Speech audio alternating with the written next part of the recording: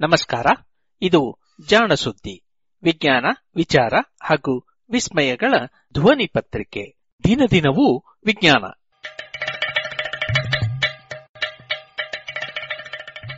ಸಂಪುಟ 3, ಸಂಚಿಕೆ 354, ಸೆಪ್ಟೆಂಬರ್ 10, 2020.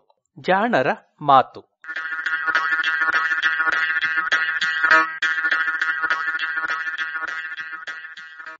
ನವದೆಹಲಿಯ ಸಿಎಸ್ಐಆರ್ ಅಥವಾ Council of Scientific and Industrial Research 18 ವರ್ಷಗಳಿಂದ ಶಾಲಾ ವಿದ್ಯಾರ್ಥಿನಿಯರಿಗಾಗಿ ಒಂದು ರಾಷ್ಟ್ರೀಯ ಸ್ಪರ್ಧೆಯನ್ನು ನಡೆಸಿಕೊಂಡು ಬಂದಿದೆ.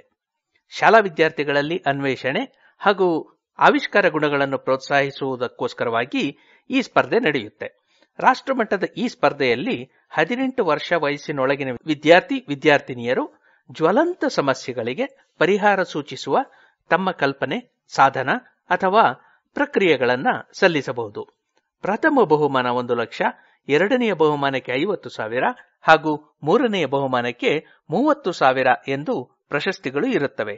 ಪ್ರತಿ ವರ್ಷವೂ ಏಪ್ರಿಲ್ನಲ್ಲಿ ಪ್ರಕಟಣೆಯಾಗುವ ಈ ಸ್ಪರ್ಧೆಗೆ ಅರ್ಜಿಗಳನ್ನು ಜೂನ್ ತಿಂಗಳೊಳಗೆ ಕಳಿಸಬೇಕು.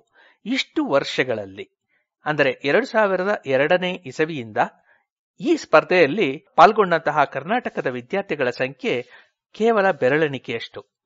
ಬಹುಮಾನ ಪಡೆದವರು ಇನ್ನೂ ಕಡಿಮೆ. 2016ರಲ್ಲಿ ಬೆಳಗಾವಿನ ಒಬ್ಬ ವಿದ್ಯಾರ್ಥಿಗೆ, 2018ರಲ್ಲಿ ಹುಬ್ಬಳ್ಳಿಯ ಒಬ್ಬ ವಿದ್ಯಾರ್ಥಿಗೆ ಬಹುಮಾನಗಳು ಬಂದಿದ್ದವು. ಈ ವರ್ಷ ಕರ್ನಾಟಕ ಇನ್ನೂ ಉತ್ತಮ ಸಾಧನೆ ತೋರಿದೆ. 5ನೇ ಹಾಗೂ 4ನೇ ಬಹುಮಾನಗಳಿಂದ ಈಗ 3ನೇ ಬಹುಮಾನಕ್ಕೆ ಬಡ್ತಿ ಸಿಕ್ಕಿದೆ. ಅಲ್ಲದೆ ಒಂದೇ ವರ್ಷ 2 ಬಹುಮಾನಗಳನ್ನು ದಕ್ಕಿಸಿಕೊಂಡಿದೆ. ಈ ವರ್ಷ ಪುತ್ತೂರಿನ ವಿವೇಕಾನಂದ ಇಂಗ್ಲಿಷ್ ಮೀಡಿಯಂ ಶಾಲೆಯ ವಿದ್ಯಾರ್ಥಿನಿ ನೇಹಾ ಭಟ್ ಹಾಗೂ ಶಿರಸಿಯ ಶ್ರೀನಿಕೇತನ ಶಾಲೆಯ ವಿದ್ಯಾರ್ಥಿನಿ ವಿಭಾ ಭಟ್ 3 ಬಹುಮಾನಗಳಲ್ಲಿ 2 ಗೆದ್ದಿದ್ದಾರೆ. ಈ ಆವಿಷ್ಕಾರಗಳನ್ನು ಪರಿಷ್ಕರಿಸಿ ಪೇಟೆಂಟ್ ಪಡೆಯಲು ಸಹ ಸಿಎಸ್ಐಆರ್ ವಿದ್ಯಾರ್ಥಿಗಳಿಗೆ ನೆರವಾಗುವುದು. ನಾಳೆಯ ವಿಜ್ಞಾನಿಗಳು, ಆವಿಷ್ಕಾರಿಗಳು ಕೇವಲ ಪುರುಷರೇ ಆಗಲಿಕ್ಕಿಲ್ಲ ಎನ್ನುವ ಸಂದೇಶವನ್ನು ಈ 2 ವಿದ್ಯಾರ್ಥಿನಿಯರು ಈ ಮೂಲಕ ನೀಡಿದ್ದಾರೆ ಅನ್ನೋಣ. ಇದೋ ಈ ಪ್ರತಿಭಾವಂತ ಜಾಣ ವಿಭಾ ಭಟ್ ಜೊತೆಗೆ ಜಾಣ ಸುದ್ದಿಯ ಮಾತುಕತೆ ಇಲ್ಲಿದೆ.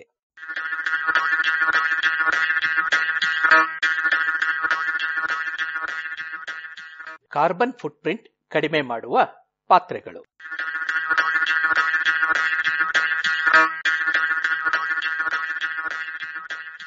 ಈ CSIR innovation award for school children ಬಗ್ಗೆ ನಿಮಗೆ ಗೊತ್ತಾಗಿದ್ದು ಹೇಗೆ? ನಾನು ಇನ್ಸ್ಪೈರ್ ಅವಾರ್ಡ್ಸ್ ಮಾನಕ್ಕಿನ ರಾಷ್ಟ್ರಮಟ್ಟದ ಸ್ಪರ್ಧೆಯಲ್ಲಿ ಭಾಗವಹಿಸಿದ್ದೆ. ಅಲ್ಲಿ ನನ್ನ ಸ್ಟಾಲಿಗೆ ಒಬ್ರು ವಾಲಂಟಿಯರ್ ಬಂದಿದ್ರು ಸಿಎಸ್ಐಆರ್ ಇಂದ. ಅವರಿಗೆ ನನ್ನ ಮಾದರಿ ತುಂಬಾ ಇಷ್ಟ ಆಯ್ತು. ಆದ್ದರಿಂದ ಅವರು ರೆಕಮೆಂಡ್ ಮಾಡಿದ್ರು ಸಿಎಸ್ಐಆರ್ಗೆ. ನಿಮಗೆ ಬಹುಮಾನ ತಂದಂತಹ ಯೋಜನೆ ಬಗ್ಗೆ ಸ್ವಲ್ಪ ವಿವರಿಸ್ತೀರಾ?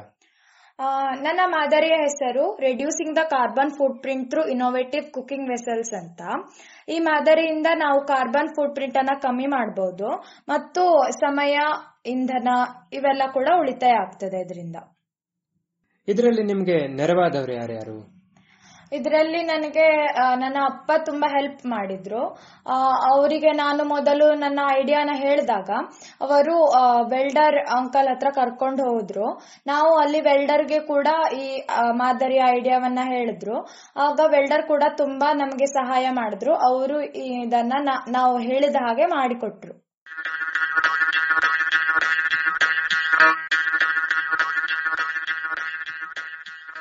ಕಾರ್ಬನ್ ಫುಟ್ ಪ್ರಿಂಟ್ ಕಡಿಮೆ ಮಾಡುವ ಅಡುಗೆ ಪಾತ್ರೆಗಳು ಅಂತ ನಿಮ್ಮ ಯೋಜನೆ. ಈ ಪಾತ್ರೆಗಳನ್ನ ಮಾಡಲು ಯಾವ್ಯಾವ ವಸ್ತುಗಳನ್ನ ನೀವು ಬಳಸಿದ್ದೀರಿ? ಇದರಲ್ಲಿ ನಾವು ದಿನನಿತ್ಯ ಬಳಕೆ ಮಾಡುವ ಪಾತ್ರೆನೇ ಬಳಸಿದ್ದೇನೆ. ಒಂದು ಸಾದಾ ಪಾತ್ರೆಗೆ ಅಂಚು ಕುಳಿತುಕೊಳ್ಳುವ ಹಾಗೆ ತಳ ಕತ್ತರಿಸಿದ ದೊಡ್ಡ ಪಾತ್ರೆಯನ್ನು ವೆಲ್ಡ್ ಮಾಡಲಾಗಿದೆ ಮತ್ತು ಇದರ ಮಧ್ಯೆ 3/4 ಇಂಚಿನ ಮೆಟಲ್ ಪ್ಲೇಟ್ ಅನ್ನ ಸುರುಳಿಯಾಕಾರದಲ್ಲಿ ವೆಲ್ಡ್ ಮಾಡಲಾಗಿದೆ. ನಾವು ಇದನ್ನ ಬಿಸಿ ಮಾಡಿದಾಗ ಬೆಂಕಿಯ ಶಾಖ ಈ ಸುರುಳಿಯಾಕಾರದ ಮೆಟಲ್ ಪ್ಲೇಟ್ ಒಳಗೆ ಹೋಗುತ್ತದೆ ಮತ್ತು ಇದು ಸುರುಳಿಯಾಕಾರದಲ್ಲಿ ಚಲಿಸುತ್ತದೆ ಶಾಖ. ಆದ್ದರಿಂದ ಒಳಗಿನ ಪಾತ್ರೆಗೆ ಶಾಖ ಹೆಚ್ಚು ತಗುಲಿ ಅದರೊಳಗೆ ಇರುವ ವಸ್ತು ಬೇಗ ಕಾಯ್ತದೆ. ಈ ಪಾತ್ರೆ ಹೇಗೆ ಕಾರ್ಬನ್ ಫುಟ್ ಪ್ರಿಂಟ್ ಕಡಿಮೆ ಮಾಡ್ತದೆ ಮತ್ತೆ ಎಷ್ಟು ಮಾಡ್ತದೆ ಅಂತ ಹೇಳ್ಬಹುದಾ? ಅದನ್ನು ನೀವು ಅಳೆದಿದ್ದೀರಾ? ಹೌದು, ನಾವು ಇದು ಎಷ್ಟು ಕಾರ್ಬನ್ ಫುಟ್ ಪ್ರಿಂಟ್ ಕಮ್ಮಿ ಮಾಡ್ತದೆ ಅಂತ ಅಳೆದಿದ್ದೇನೆ. ನಾವು ಈ ಮಾದರಿಯನ್ನ ಒಂದು ಮನೆಯಲ್ಲಿ ಯೂಸ್ ಮಾಡ್ತಾ ಬಂದ್ರೆ ಒಂದು ವರ್ಷಕ್ಕೆ 76.32 kg ಕಾರ್ಬನ್ ಡೈಆಕ್ಸೈಡ್ ಅನ್ನ ಕಮ್ಮಿ ಮಾಡಬಹುದು. ಹಾಗೆ ನಾವು ಇದನ್ನ 15,000 ಮನೆ ಇರುವ ಸಿರಸಿ ನಗರಕ್ಕೆ ಹೋಲಿಸಿದ್ರೆ 11,496 ಕ್ವಿಂಟಲ್ ಅಷ್ಟು ಕಾರ್ಬನ್ ಡೈಆಕ್ಸೈಡ್ ಅನ್ನ ಕಮ್ಮಿ ಮಾಡಬಹುದು. ಹಾಗೆ 22 ಕೋಟಿ ಮನೆಗಳಿರುವ ನಮ್ಮ ಭಾರತಕ್ಕೆ ಹೋಲಿಸಿದ್ರೆ ನಾವು 1,366 ಕೋಟಿ ಟನ್ಗಳಷ್ಟನ್ನು ಕಮ್ಮಿ ಮಾಡಬಹುದು. ಸಾಮಾನ್ಯವಾಗಿ ಇನೋವೇಷನ್ ಅಂದ್ರೆ ಹೊಸ ಶೋಧ. ಈ ಶೋಧ ಮಾಡಬೇಕಾದ್ರೆ ಎಷ್ಟು ಹಂತಗಳಿವೆ, ಯಾವ ರೀತಿಯಲ್ಲಿ ಮುಂದುವರಿಬೇಕು ಅಂತ ಹೇಳ್ಬೋದಾ? ನಾನು ಮೊದಲು ಇದನ್ನ ಮಾಡುವಾಗ ಇದರಲ್ಲಿ ಬರುವುದು ಸಮಸ್ಯೆಯ ಶೋಧನೆ.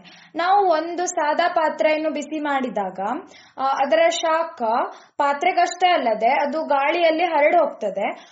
ಬರೀ 50% ಶಾಖ ಮಾತ್ರ ಪಾತ್ರೆಗೆ ಸಿಗ್ತದೆ, ಉಳಿದ 50% ಗಾಳಿಯಲ್ಲಿ ಹರಡಿ ಹೋಗ್ತದೆ. ಆ 50% ಕೂಡ ಪಾತ್ರೆಗೆ ಸಿಕ್ಕಿದಾಗ ಆ ಪಾತ್ರೆ ಇನ್ನಷ್ಟು ಬೇಗ ಕಾಯ್ತದೆ ಅಂತ ಐಡಿಯಾ ಬಂತು ನನಗೆ. ಆವಾಗ ನಾನು ಒಂದು ಮೆಟಲ್ಲಿನ ಒಂದು ತಗಡಿನ ಶೀಟ್ ಅನ್ನ ಒಂದು ಸಾದಾ ಪಾತ್ರೆ ಸುತ್ತಲೂ ಕಟ್ಟಿ ನೋಡಿದೆ. ಅವಾಗ ಒಂದ್ ಸ್ವಲ್ಪ ಇಂಧನ ಟೈಮ್ ಏನೋ ಉಳಿದ ಹಾಗೆ ಅನ್ಸ್ತು. ಆಗ ನಾನು ಈ ರೀತಿಯ ಮಾದರಿಯ ಬಗ್ಗೆ ಮಾಡಲು ಸ್ಟಾರ್ಟ್ ಮಾಡಿದೆ. ಇದು ಪರಿಹಾರ.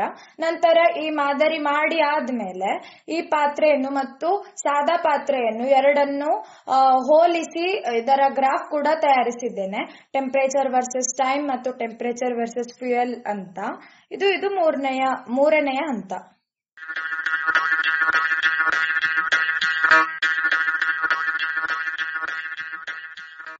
ಈ ಶೋಧವನ್ನ ಮುಂದೆ ಏನ್ ಮಾಡ್ಬೇಕಂತ ಇದ್ದೀರಿ ನೀವು?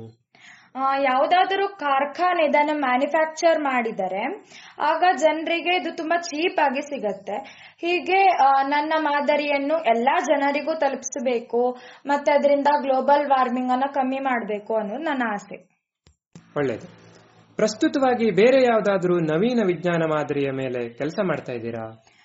ಹೌದು, ನಾನು ಈಗ ನವೀನ ಕೃಷಿ ಸಾಧನಗಳು ಎನ್ನುವ ಒಂದು ಹೊಸ ಮಾದರಿಯ ಮೇಲೆ ಕೆಲಸ ಕೈಗೊಂಡಿದ್ದೀನಿ. ಕೊನೆಯಲ್ಲಿ ಒಂದು ಪ್ರಶ್ನೆ.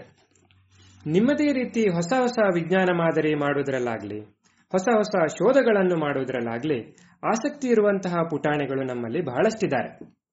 ಅಂತವರಿಗೆ ಹಾಗೂ ನಿಮ್ಮ ಸ್ನೇಹಿತರುಗಳಿಗೆ ನೀವೇನು ಸಂದೇಶ ಕೊಡಲು ಬಯಸ್ತೀರಿ?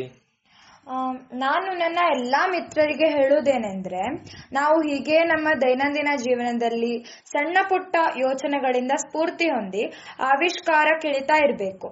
ಆವಾಗ ನಾವು ಮುಂದೊಂದು ದಿನ ವಿಜ್ಞಾನಿಯಾಗಿ ವಿಜ್ಞಾನ ಕ್ಷೇತ್ರಕ್ಕೆ, ರಾಷ್ಟ್ರಕ್ಕೆ ಕೊಡುಗೆ ಸಲ್ಲಿಸಬಹುದು ಎನ್ನುವುದು ನನ್ನ ಸಂದೇಶ ಆಗಿದೆ. ಧನ್ಯವಾದಗಳು.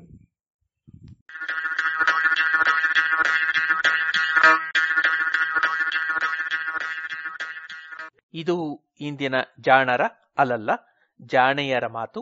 ಸಂದರ್ಶನ ವಿಭಾ ಭಟ್. ಸಂದರ್ಶಿಸಿದವರು ಅಕ್ಷಯ್ ಜಯವಂತ್ ಮಶೇಲ್ಕರ್.